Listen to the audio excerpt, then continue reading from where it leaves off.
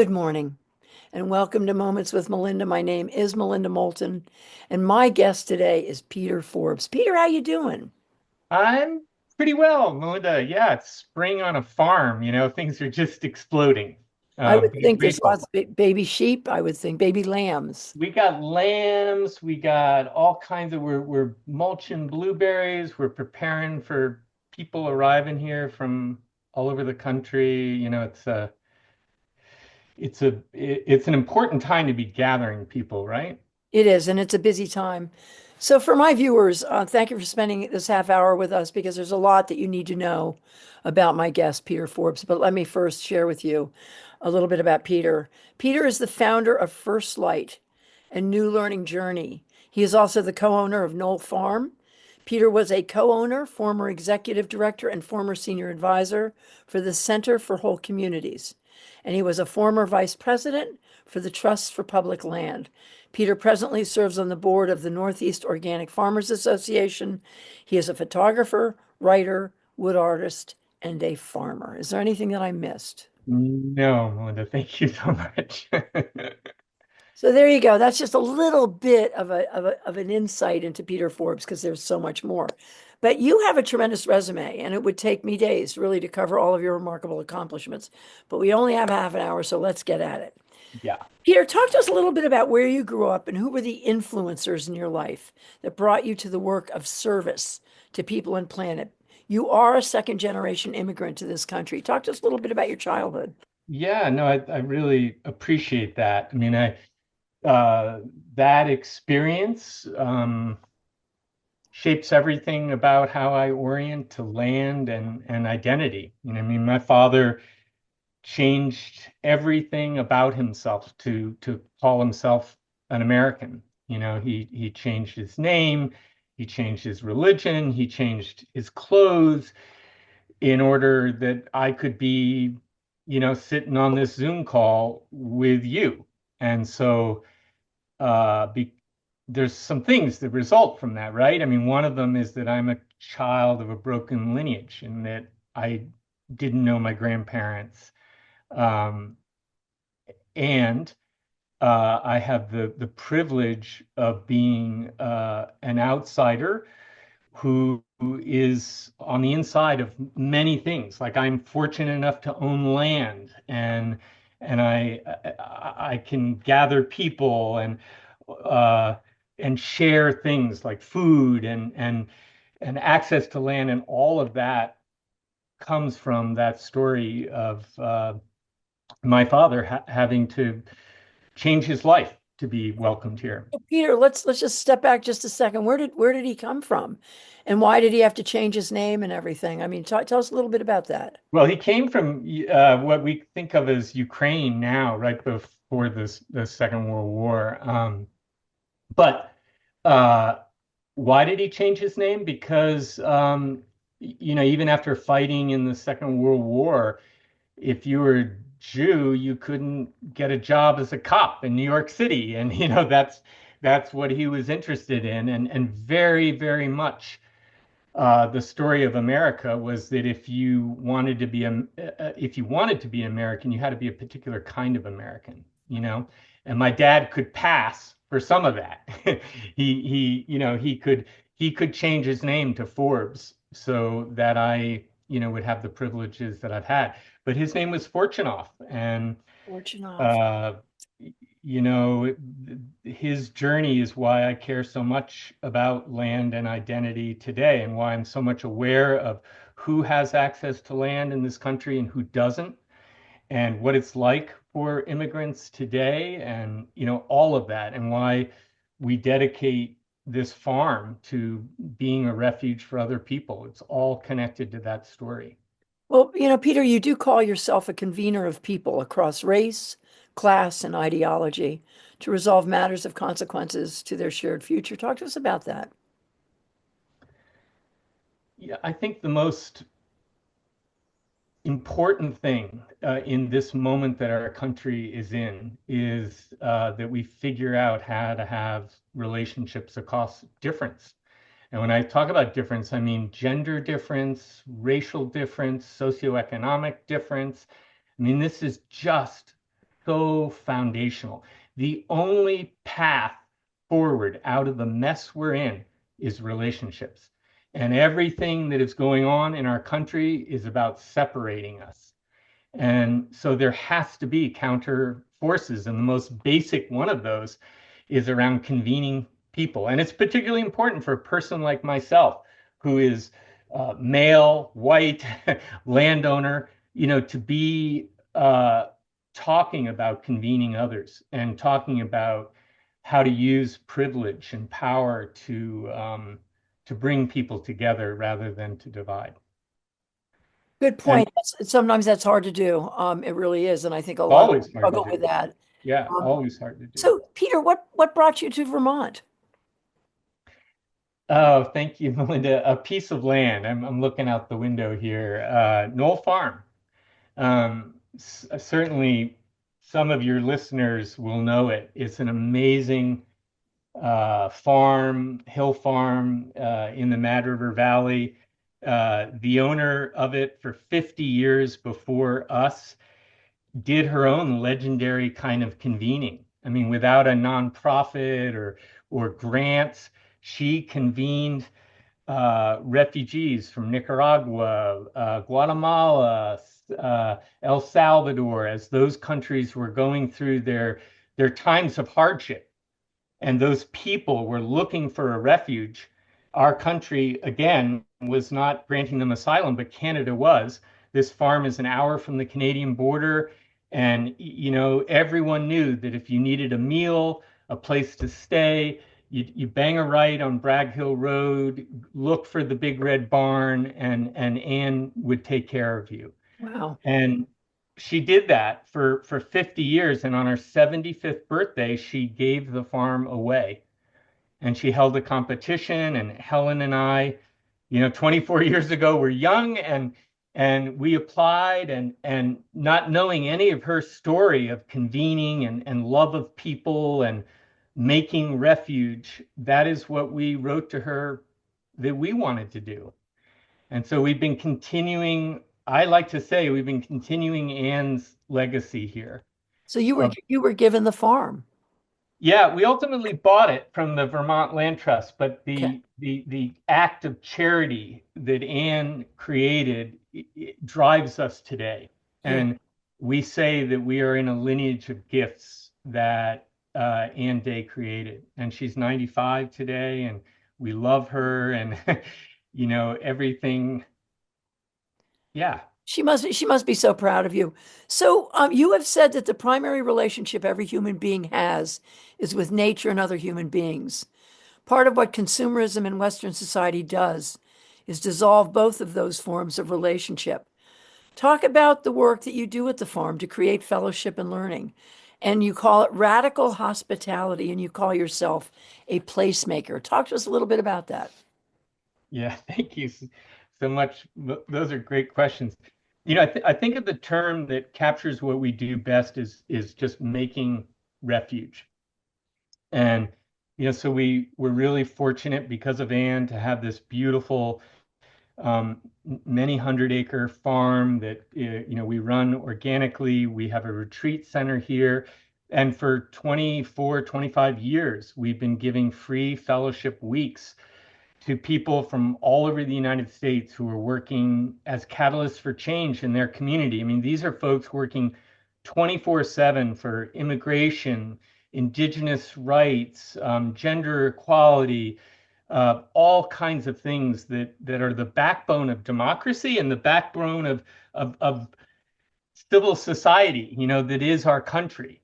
We give them a place to let their hair down and to be in nature. And it's all entirely free, and they're connecting with other people who are doing that. We pay for their travel. And it's called the Better Selves Fellowships because this is a moment when all of us need to be our better selves. And we do that by connecting to other people, connecting to strangers, connecting to nature. Here, here. That's beautiful. So, to my viewers, I'm here talking with Peter Forbes. You can visit the website It's Knoll Farm, Knoll Farm, FARM.org to learn more about Peter's work. So I understand your motivations for starting First Light was your desire to engage and learn from people who are different from you. You go on to say that you need to understand and be in some relationship with the Abenaki and the Wabanaki people who were here in Vermont first. You truly and authentically try to become a whole human being through knowing history and understanding your privilege and using that privilege to not repeat history. Talk to us a little bit about that. Well, the concept of making refuge starts with understanding, the history of this particular piece of land in the hills of Vermont. When we first arrived here, we pretty quickly learned the names of all the European settlers. And of course, we don't know the names of the Abenaki families that were here first. And there's a particular beautiful point in the farm that looks out over the Mad River Valley, and lots of people know the spot that I'm talking about. It's where Rufus Barrett, who is the first settler in our town, he put his cabin. But to really understand our history, we have to hold the seeds and the ashes, and part of the ashes of that story is that he put his cabin, on an Abenaki settlement. And the work that we've dedicated our lives to is opening the farm to others to be able to experience it and enjoy it, and through that achieve some reconciliation. Uh, but that's not enough. Making refuge at a larger scale is what's going on now in Maine. And this is work that began around fire circles here at Knoll Farm, where people from Penobscot, Passamaquoddy people gathered around the fires here with folks from the Haudenosaunee Confederacy to the west, and Wampanoags to the south, and began talking with non-natives like myself. And from those conversations around a fire was born the largest private land return effort in North America. The return of 50,000 acres, 11 separate landscapes being returned from conservation organizations and progressive timber companies and philanthropies to the 5 Wabanaki communities. And this land is all being returned without cost, without conservation easements on it, for their prosperity. And Melinda, that's making refuge writ large. That creates healing and connection, and it makes everyone living in northern New England closer to one another and closer to the land. Amazing. So are you at all aware of the issue between the Odanak and the Abenaki, the Vermont Abenakis? Sure, yeah, That's yeah. that's a tough go. I was up in Montreal and in Quebec and visited with the Odanaks because I'm working on a Burlington History and Culture Center. I'm one of the founders, and we went up and met with them. But it's Thank you for tough. doing that. It's tough because there's this, and I'm thinking, well, maybe that's something that you could host at the Knoll Farm and try to bring these folks together to figure it out. But anyway, I'm going to move on to spoon carving because, because you say that your spoon carving and the symbolism of that is like Gandhi asking his people to weave their own cloth. And you do hold workshops. Talk a little bit about that. And by the way, I would love to take one of your workshops. Oh, Talk, you gotta come. At I the would, end of, I think it's the last weekend in June. Come learn how to carve a spoon. I'm That, coming. that would be awesome. Thank you. Um, I told you a little bit about my own story, right? My dad found his way in America by changing his identity, not an uncommon story. And I was also born because he was very much wanting to, yeah, be an American in the consumerist way that America was in the 1950s and 60s and 70s. And so I was very much born into that material world. And a dear, dear friend who was many years older than me, taught me how to use my hands, and he taught me how to carve a spoon. And I tell Melinda, it's really true. Every single thing we do here at Knoll Farm grows from my capacity to have learned how to carve that simple spoon, because it taught me how to leave consumer culture. And of course, I haven't left entirely, right? I mean, here we are on Zoom, but to learn how to make things is the first step of liberation, I think, from that consumer culture. So the spoon is a symbol of first light. The spoon is a symbol of Knoll Farm. We teach spoon carving just because it's fun and it's a simple way to feed oneself. But at its core, it's about learning how to care for oneself and to care for others. It's also about nurturing. Um, Totally. I mean, truly, I will sign up for this. I want to do this with you.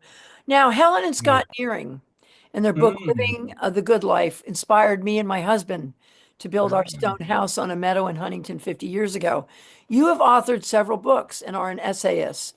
Talk to us about some of your notable publications, like A Man Apart, Land Conservation, and tell us a little bit about Bill Coperwaith's and Copperthwaite. Yeah. Copperthwaite's A Handmade Life. Talk to us a little bit about the books that you've written and your essays. Yeah. Well, I want to, since you mentioned the Nearings, I like you, I read their books, right? I remember taking a weekend, Thanksgiving, my senior year in college, and not going home and finding a cabin and reading three books. And one of them was Living the Good Life. And I wrote to Helen Nearing afterwards, like thousands of people did. And she actually wrote back to me and said, "Well, come up and visit." And I did. And Scott Nearing had died. Helen was 93, and I ended up working for her for 2 years to help her figure out what would come of their farm and their intellectual property rights. And what a wild thing to be. I think I was in my late 20s. Here was a 93-year-old, powerful, powerful woman making a request of me that I felt like it was deeply, deeply important that I dedicate myself to that. She died shortly in a car accident, shortly after our work had concluded.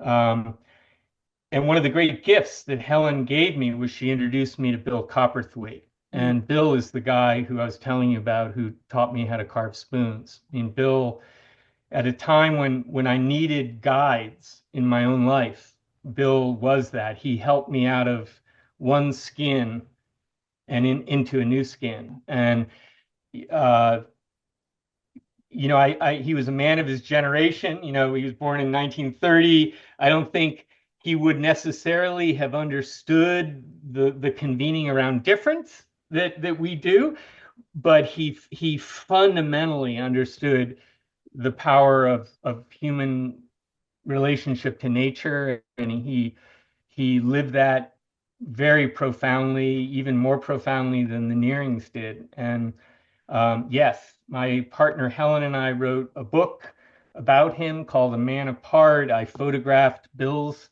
book, which is a great classic called The Handmade Life, which I recommend to all of your listeners. Bill Copperthwaite was one of those just phenomenal New England leaders who lived at the end of a mile-and-a-half trail, never had a phone, obviously never had Facebook or Instagram or any of that stuff.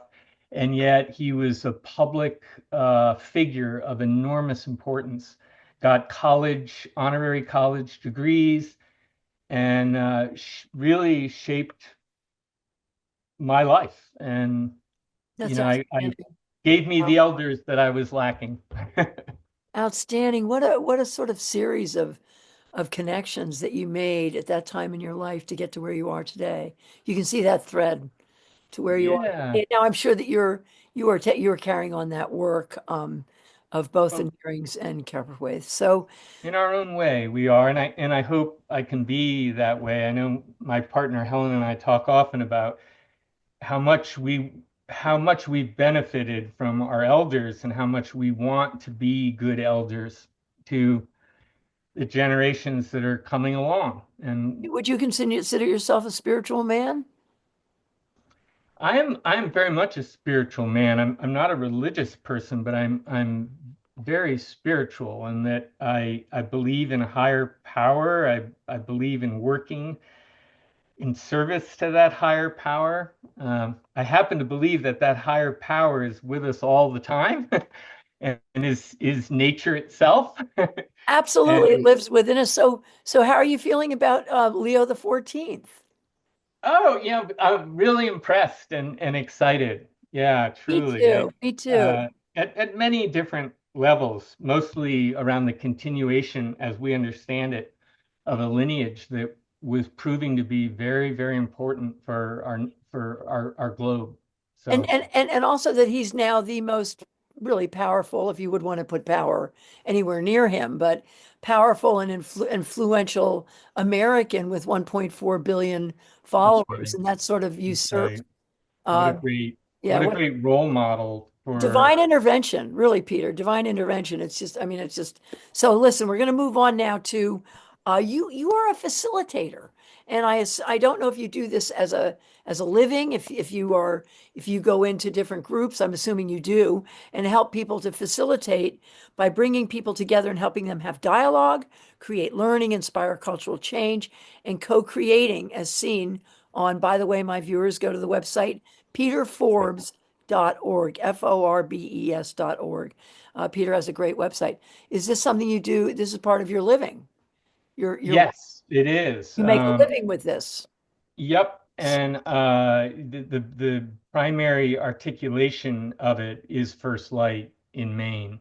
Um, but it leading up to that work, I did similar facilitation of groups to return land in Alaska and in Oregon. And I've done a lot of work around community healing too. When there's an event that happens in a community, maybe it's a terrible accident that divides a community or uh, the forced closing of something. There's things that happen in the life of a community that need facilitated recovery from, or the community will never be the same. Right. And that work is about bringing the community together, having conversations about what actually happened, and figuring out the ways to heal what happened through dialogue together. And yes, I've done this all over the United States. But the place that where it means the most and where it has been most broadly articulated is with First Light. And again, that's 65 uh, non-native organizations working collectively to return tens of thousands of acres of land and millions of dollars to do privately what public policy has failed to do. So how come people haven't heard about this? I'm hoping with my I mean I'm Well, just a tiny that's a little pinpoint of educating people yeah. and stuff, but how are I think this should be on the front page of the New York Times Well, and the New it York, um I it mean, really no, that's a great question. First of all, it's not our story to tell. It's not my story to tell. We're returning this land to Wabanaki communities. It's their story their to story, tell. right? And many times we've been told that it, particularly in this political climate, the work is not served by having it be publicly Out there. known. I hear And you. the reality is that I'm grateful for all of your listeners to know about it because I want them to have hope. I want them to understand that real fundamental change at a big scale, like a statewide scale, can happen and does happen. but it doesn't belong on the front page of the New York Times. But because to do that would maybe bring up opposition to it and make it harder to do the work. The story doesn't matter, the work does. Right. Yeah, I just feel like more people could get involved and greater work could be done if people knew about it. But It, I it totally, will. It will. totally, yeah, they will. And I hear It you. will. Totally hear you. I trust that. Yeah. Absolutely. Well, good for you. So talk to us a little bit about the state of our country and the deep and profound concerns so many of us are having currently with the state of our government and the policies being imposed and the cruelty Yeah. that's being imposed on so many people around the world because of what's going on in this administration. Yeah. Well, I want to say that I have two griefs, and one grief is for elders, and every elder who's listening to this for whom this might be, the last presidential administration of their lives to feel that this is where our country is going. And I also have great grief for the youngest generation, my daughters, 27 and 21, who, are seeing this enormous change and not knowing uh, how our civil society has weathered other changes. I think this is absolutely the most difficult time of our lives. And I would say anyone from the oldest generation in America to the youngest generation, spanning 75 years, this is the greatest threat to our democracy. So, and why it's a threat, you don't need, everyone has their own analysis of that. The piece that I can offer is how important it is for us to not just be appalled, but to stay connected to those who care and to look for our moments of action and to have our own thresholds where we know if this happens, then we will do the following. And I think we are, at those kind of moments. And I think of our land here and who it's for. All of that is changing because of what our nation is going through. Um, do you feel like we're doing enough? I I mean, can't, part of the revolution. I marched with Daniel Ellsberg, yeah, at Harvard. My husband was SDS. I think I'm a bit older than you are, but I mean, yeah. I'm seeing I think I'm seeing a little bit of the radicalization of our country and people standing up who never had to in their life. And I'm really impressed with that. Well, and that's an incredibly important thing. And I honor every person who does that. And I also honor that every one of your listeners has to figure out what their threshold is Right. and what they're willing to do. And in our case, as owners of a farm in Vermont, making refuge for others, particularly BIPOC leaders and their allies, is just of critical importance. And there's a million other roles that are needed. Everyone is needed in this resistance and in this opposition.